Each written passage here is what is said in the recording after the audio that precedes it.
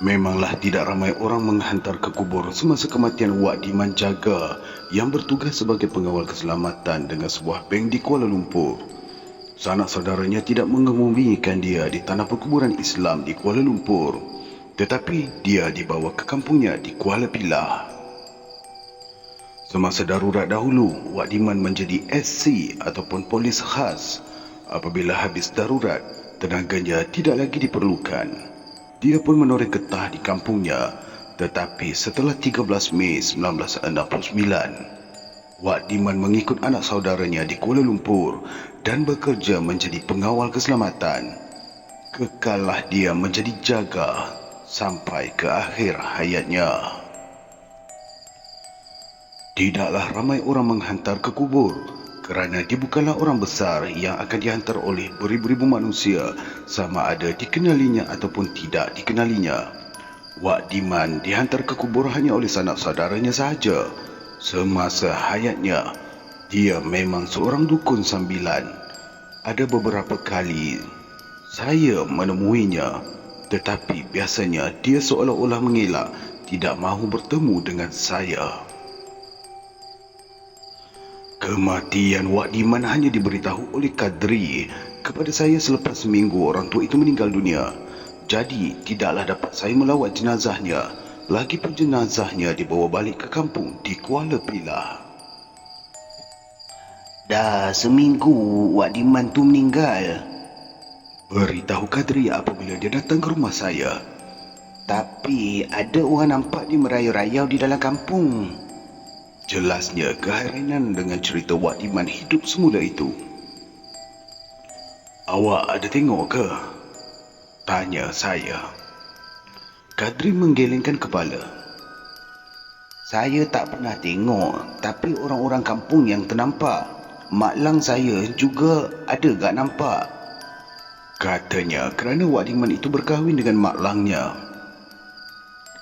Entahlah. Keluh saya pendek. Susah nak cakap benda-benda macam ni. Maklumlah urusan Allah. Mana kita nak tahu? Ujar saya. Tetapi Kadri mengakui bahawa Wak Diman itu pernah dikatakan memelihara hantu raya. Sejauh mana kebenaran dakwaan ini tidaklah dapat dipastikan kerana orang yang memelihara syaitan tidak akan mengaku ada memelihara benda-benda seperti ini. Mungkin hantu raya juga tergolong dalam jenis syaitan. Mereka yang memelihara hantu adalah meminta pertolongan syaitan dalam segala urusan. Jadi tentu sudah bertentangan dengan akidah Islam. Tetapi semasa hayatnya saya tidak dapat berbual banyak mengenai amalannya. Jadi tidaklah saya tahu sejauh mana dia terlibat dengan memelihara hantu raya itu. Lagipun setiap kali saya datang ke rumahnya di satu kawasan setinggan, dia cuba mengelak dari membiarkan saya lama berada di rumahnya. Dia akan berdalih dengan berbagai cara agar saya segera balik, ataupun dengan helah mengatakan dia ada hal untuk mengubat orang.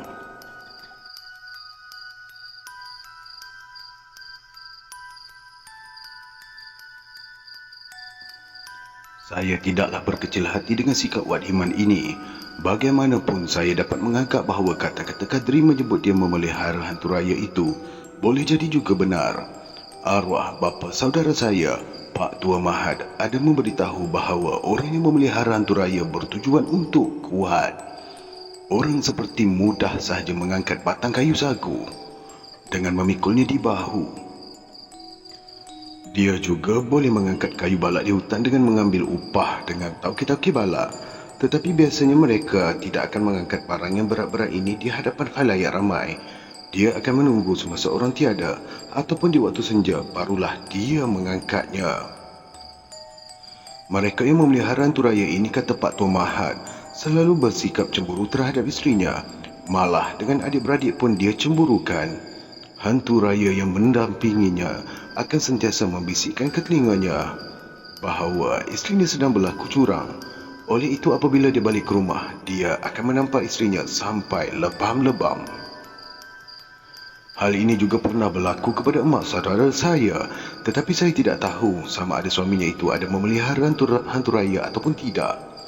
Tetapi dari orang sekeliling, saya mendengar mengenai suami emak saudara saya itu memelihara hantu raya. Bagaimanapun sepanjang ingatan saya, dia tidaklah segagah seperti yang diceritakan oleh Pak Tua Mahat itu. Dia hanya cemburu saja.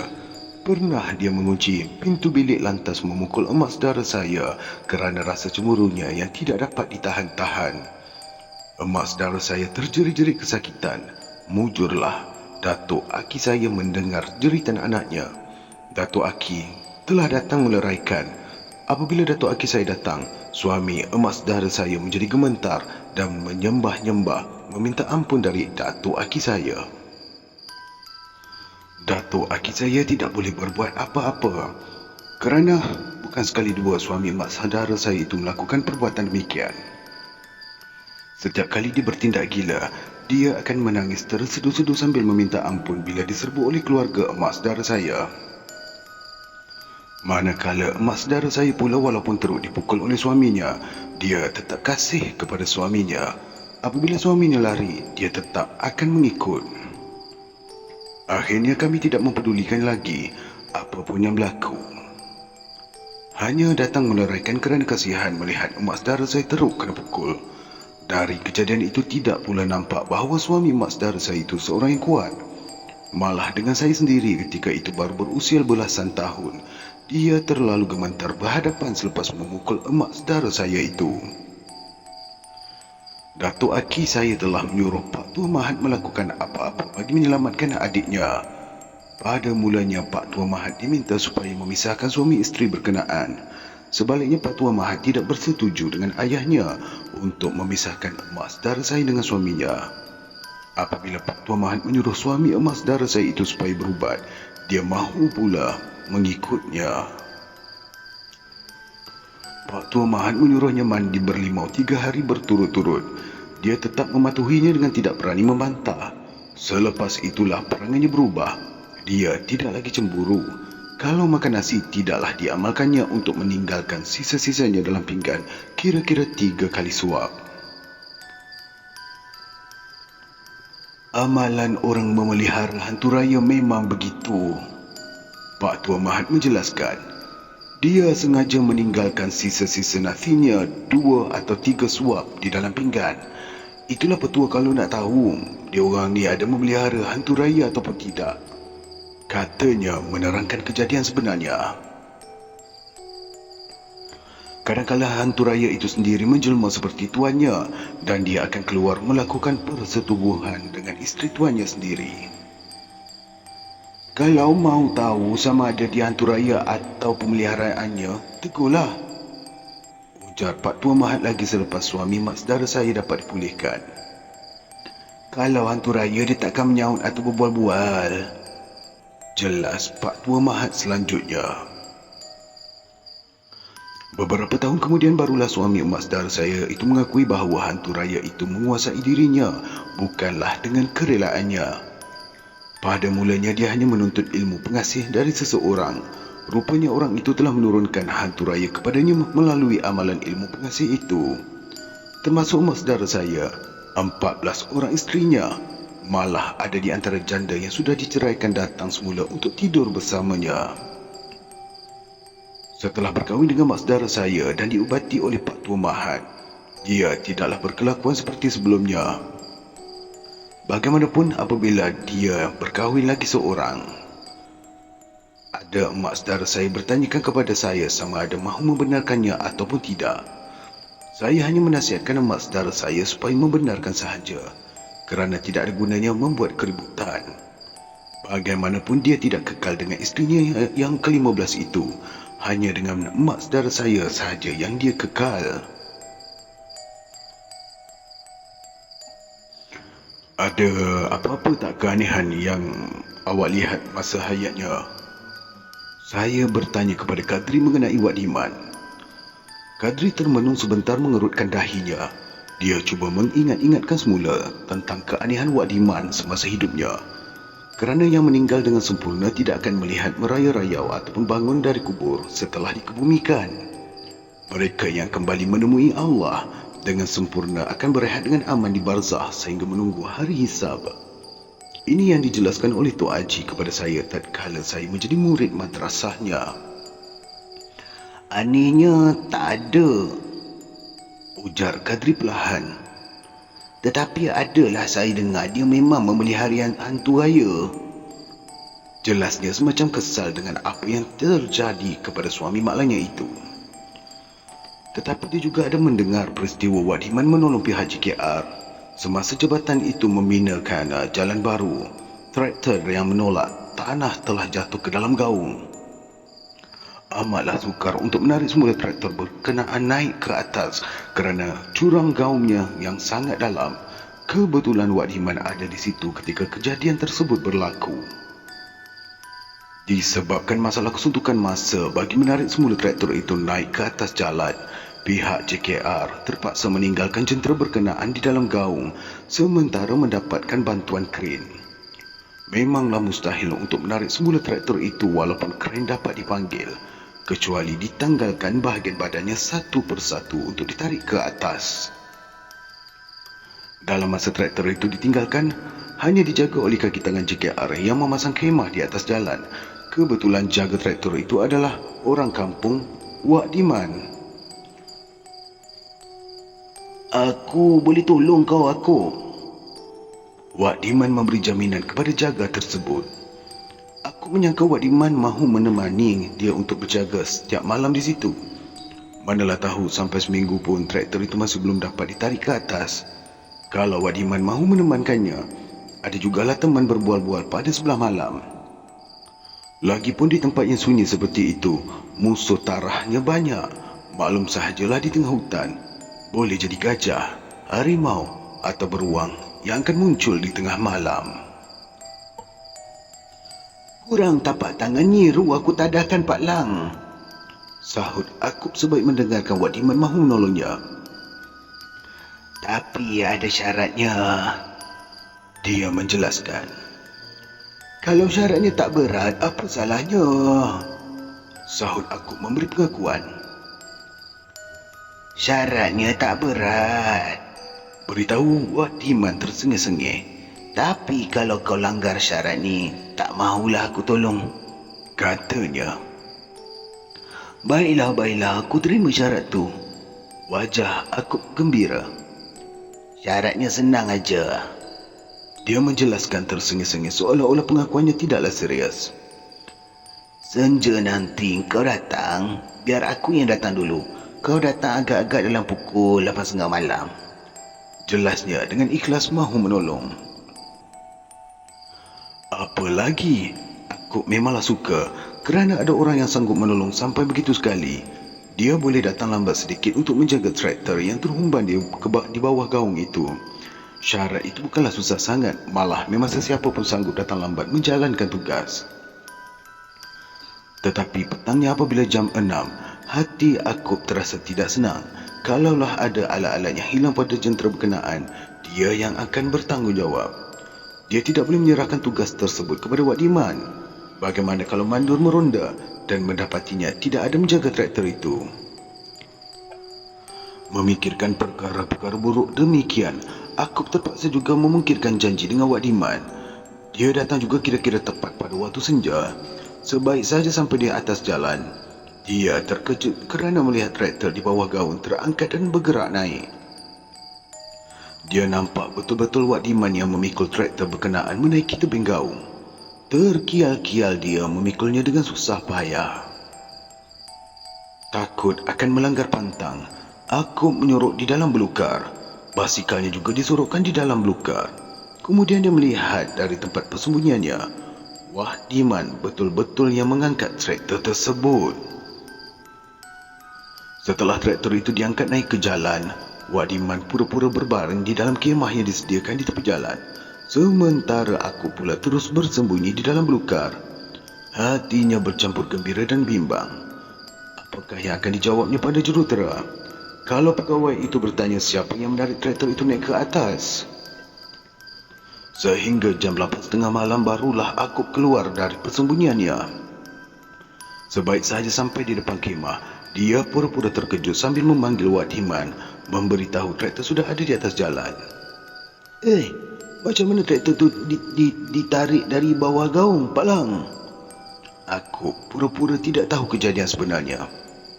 Mengarutlah kau, Kup, sahut Wak Dimam tersengih-sengih. Semasa aku datang pukul 4 petang tadi, traktor tu memang dah dinaikkan. Kalau nak kau ni betul nak temberang dengan aku. Dia cuba menuduh aku berdusta seolah-olah tidak tahu bahawa traktor itu sudah ditarik oleh JKR. Boleh jadi juga sebab aku cuti hari ni tadi. Aku cepat-cepat menutup rahsianya supaya tidak diketahui oleh Wak Diman bahawa dia menyaksikan sendiri Wak Diman memikul traktor itu tadi. Kalau macam tu biarlah aku balik. Tak payahlah aku temankan kau jaga traktor ni, katanya tersengih-sengih sambil mencapai basikal yang tersandar di tebing jalan. Dia tidak tahu bahawa aku sudah melihatnya memikul traktor berkenaan. Besoknya, memanglah pihak JKR hairan bagaimana jentera berat seperti traktor itu boleh ditarik dari dalam gaung yang sampai 20 rantai ke bawah. Sementara aku tidak dapat memberitahu kisah sebenarnya. Mungkin jurutera berbangsa India itu tidak akan percaya kalau diceritakan Wak Diman memikul traktor tersebut. Oleh itu, aku hanya mendiamkan diri dan mengaku tidak tahu bagaimana traktor di bawah gaung tiba-tiba saja sudah berada semula di atas jalan. Cerita tu ada aku sepupu saya ceritakan. Jelas Kadri mengingatkan semula kisah aku mengenai peristiwa Wak Diman boleh memikul traktor yang terhumban ke dalam gaung sedalam 20 rantai itu naik semula ke atas jalan. Tetapi saya sendiri tidak pernah melihatnya. Sudah seminggu Wak Diman meninggal dunia, tetapi orang-orang kampung heboh ada melihat dia merayau-rayau di tengah kampung. Memang orang kampung betul nampak Wak Diman berjalan dalam keadaan berselimut putih dalam kain kafannya. Biasanya selepas 3 hari perut dah pecah, kata Kadri tertanya-tanya. Macam mana Wak Diman boleh merayau-rayau selepas minggu dikebumikan? Ujarnya keheranan. Mula-mulanya emak saudara Kadri yang ternampak Wak Diman menyusur di tepi dinding hendak naik ke rumah. Dia telah menjerit memanggil jiran-jiran yang tinggal berdekatan, menyebabkan mereka semua menyerbu ke rumah Mak Lang Emon. Semasa mereka sampai, memang ternampak kelibat orang berlari dengan pakaian serba putih menuju ke tanah kuburan. Aku nampak macam Wak Diman kat situ, beritahu Mak Lang Emon sambil menuding ke arah penjuru dapur. Apabila mereka mendapati tempat yang dikatakan Wak Diman berpaut tadi, terbaulah bau busuk yang meloyahkan. Kau ni terangan-angankan dia agaknya, bapa saudaranya cuba menafikan. Betul, aku pun nampak, sahut Joyah yang mula-mula tiba semasa kakaknya terjerit tadi. Aku nampak arwah ni berdiri dekat situ, katanya menguatkan lagi cerita Mak Lang Emon mengenai jelmaan Wak Diman. Disebabkan semua orang-orang kampung heboh melihat Wak Diman menjelma semula, maka Kadri juga balik ke kampung untuk memastikan cerita mengenai bapa saudaranya itu. Dia sengaja menghendap untuk melihat keadaan sebenarnya. Pada malam berkenaan dia tidak melihat apa-apa kecuali deru angin malam yang menggetarkan. Dia mengajak seorang kawannya menghendap sama ada benar yang dilihatnya itu Wak Diman ataupun tidak. Lagipun Kadri memang hendak melihat dengan mata kepalanya sendiri akan kejadian-kejadian yang dianggap tahyul oleh masyarakat moden sekarang. Kawannya itu pula Tapa Cendol, anak muda gila-gila bahasa. Kalau kena gaya memujinya, apa pun disuruh dia sanggup lakukan. Memang aku nampak Wak Diman tu melintas dekat pagar rumah aku, beritahu Tapa Cendol terangguk-angguk. 3 hari bulu pagar tu bau busuk, nak lawyer aku dibuatnya, ujarnya menekuk leher dengan 2 tangannya seolah-olah menahan rasa hendak muntah. Kenapa yang kau tak tegur dia? Usik Kadri tersengih-sengih. Nak mampus. Tapa Cendol membeliakkan matanya kerana seram disuruh menegur jelmaan Wak Diman. Baik-baik, tak kuluhum langsung kuluhum, katanya menyebabkan Kadri tertawa terbahak-bahak. Kau bukan kehebat apa? Kadri sengaja mengusik. Lagi kan ular sawah besar betis kau berani tangkap. Ini kan pula Wak Diman yang dah mati. Apalah yang kau takut? Ujarnya menepuk-nepuk bahu tapak cendol. Ular tak sama dengan hantu. Gerutunya tersengih-sengih. Ketika inilah mereka berdua terdengar Mak Lang Imon terjerit lagi. Cepat-cepat mereka bekerja ke rumah Mak Lang Imon. Di sana, sanak saudara sudah berkumpul sebaik saja mendengar Mak Lang Imon menjerit. Kadri pula sebaik saja sampai melihat ke arah pintu dapur yang terbuka. Apabila dia masuk di situ, terbau busuk yang meloyakan. Periuk sudah tertongging di atas tungku. Jangan kau pegang apa pun dekat dapur tu. Tapak cendol mengingatkan. Kalau kau pegang nanti bau busuk tu confirm tak hilang. Katanya sambil mengelak-elakkan badannya dari bersentuhan barang-barang di dapur yang berbau busuk itu. Rupa-rupanya semasa Mak Lang Imon hendak ke dapur untuk ke bilik air, dia ternampak Wak Diman makan nasi di dapur. Itulah menyebabkan dia menjerit meminta tolong. Nampaknya tak boleh jadi macam ni, rungut lebay wujud bila mengenangkan gangguan jelmaan Wak Diman itu. Barulah mereka diberitahu mengenai arwah Wak Diman memang menyimpan hantu raya. Jelmaan Wak Diman itu adalah hantu yang sudah tidak bertuan. Aku juga menceritakan mengenai Wak Diman pernah mengangkat traktor yang terhumban ke gaung. Lebay wujud juga teringat tentang Wak Diman mengangkat sebatang pokok sagu rembia dari hujung sawah dibawa balik ke rumahnya. Pada masa itu dia tidak pula menduga bahawa menantunya ada memelihara hantu raya. Patutlah apabila ditegur, Wak Diman yang mengangkat batang sagu rembia itu hanya mendehem sahaja, sedangkan Wak Diman selalunya suka berceloteh. Tetapi lebay wujud menyangka, tentulah ketika membuat kerja yang berat-berat, dia tidak suka bercakap. Tetapi adalah mustahil manusia biasa mengangkat sebatang pokok sagu rembia. Kalau macam tu, kita bacakan Yasin jugalah nampaknya, lebay wujud menganjurkan. Dalam masa orang ramai bercadang mahu membaca Yasin beramai-ramai, Kadri mengajak tapak cendol terus mengintip dari mana datangnya jemaah tersebut. Kalau apa saja yang diusirnya menjadi busuk, sudah tentu kita boleh jejak dia kan? Kadri menguatkan hatinya untuk terus melihat sendiri kejadian yang sebenarnya. Macam mana? Tanya tapak cendol tidak tahu hujung pangkal. Di mana ada terbau busuk, kita ikutlah. Tentu itulah jalannya, ujar Kadri. Mereka berdua pun berdiri di depan pintu dapur untuk mendapatkan bau busuk itu dari arah mana. Kedua-dua mereka terus menyusur arah kerbana ayam. Dari sana mereka terus mengikut bau busuk itu masuk ke belukar yang lantas menuju ke arah kubur. Woi, ini arah ke kubur nampaknya. Tapak cendol serba salah untuk mengikut Kadri. Kau takut ke? Usik Kadri perlahan. Tapak cendol terdiam. Malu juga dia mahu mengaku takut untuk terus mara ke kubur di waktu malam demikian. Ketika ini sudah pukul 12:30 malam. Tetapi Kadri memang nekat untuk mengetahui jelmaan Wak Diman itu. Aku agaklah kan. Kau ni memang penakut. Kadri menyinggungkan siku ke bahu tapak cendol. Apa pula nak ditakutkan? Cepat-cepat tapak cendol menafikan. Apabila sampai di kawasan kubur, mereka terus menuju ke kubur Wak Diman. Bau busuk tidak ada di situ. Malam itu mereka berdua gagal untuk mengesan jelmaan Wak Diman. Besoknya Kadri pergi melihat sendiri kubur Wak Diman kerana semasa menaikkan tanah kubur pada hari ketiga kematiannya, dia tidak dapat balik. Petang itu pula dia akan terpaksa balik semula ke Kuala Lumpur.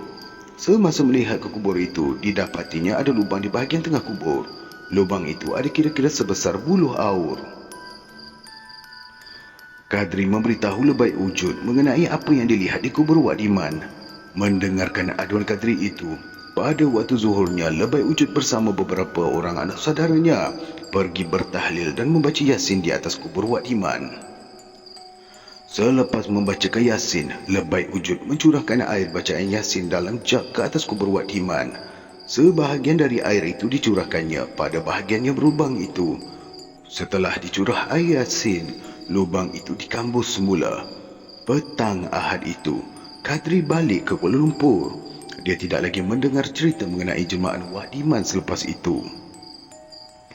Apa yang Ustaz agak mengenai cerita Wak Diman ni? Tanya Kadri. Saya terdiam, sukar hendak menjawab pertanyaan tersebut. Saya mendengar kisah orang yang memelihara hantu raya ini, tetapi berlainan pula keadaannya.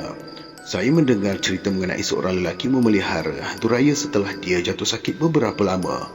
Saudara maranya menjadi hairan kerana dia makan terlalu kuat. Sebaliknya, badan semakin lama semakin kurus. Setelah dibukakan anak tangga, lantai sekeping dan atap sekeping, barulah dia meninggal dunia. Tetapi setelah meninggal, didapati mayatnya sudah pun reput, menunjukkan dia sudah lama meninggal. Jadi, ada bermacam-macam cerita mengenai orang yang memelihara hantu raya ini. Apa yang terjadi kepada Wak Diman ini memang saya tidak tahu. Tanda-tanda yang diceritakan semasa hayatnya memang dia ada memelihara hantu raya, kata sesetengah orang tua. Dia memang kuat, tetapi dia tidak pula cemburu kepada isterinya Mak Lang Emon. Dia tidak mempunyai ilmu pengasih yang suka berkahwin dan bercerai dengan banyak perempuan. Hanya Mak Lang Emon itulah sahaja isterinya sejak muda lagi. Tetapi bagaimana dengan jelmaannya yang balik semula ke rumah dan merayu-rayu di dalam kampung? Kemudian dia suka naik ke dapur untuk makan nasi menyelup periuk sendiri. Terpaksalah juga periuk dan pinggan mangkuk yang telah digunakan itu dibuang atau dimusnahkan. Anehnya, selepas makan dan minum, dia terus meninggal ke rumah berkenaan dengan tidak mengganggu sesiapa pun. Mak Lang Emon terjerit pun hanya seketika dia hendak bangun ke bilik air. Dilihatnya jelmaan Wak Diman itu sedang makan nasi di dapur. Sejak itu ayahnya lebay wujud menyuruhnya supaya jangan ditinggalkan nasi selepas makan malam. Aku pula menceritakan dia berjaya mengendap jelmaan itu dan mengikutnya sampai ke kubur. Apabila sampai di kubur Wak Diman, kelihatan jelmaan itu masuk ke kubur melalui lubang yang ditemukan oleh Kadri itu.